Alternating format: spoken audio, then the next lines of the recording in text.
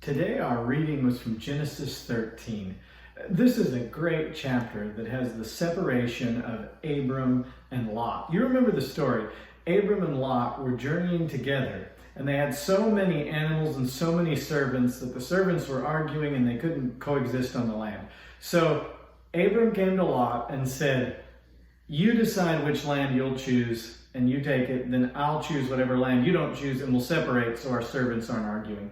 And here's what happened. In verse 10 of Genesis 13, "And Lot lifted up his eyes and saw that the Jordan Valley was well watered everywhere, like the garden of the Lord, like the land of Egypt in the direction of Zoar."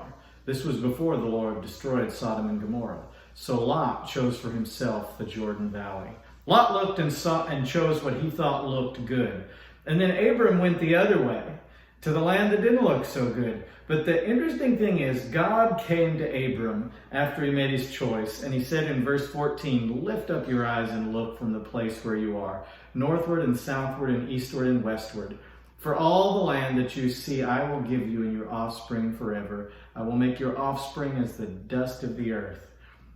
Lot chose what he could see. Abraham went God's way, and he got what God could see. And that's the choice that's before us today. Are you going to choose to live your life the way you see it would be best? Are you going to live for possessions, for your reputation in a worldly way before other people? Are you going to live according to what looks good and feels comfortable?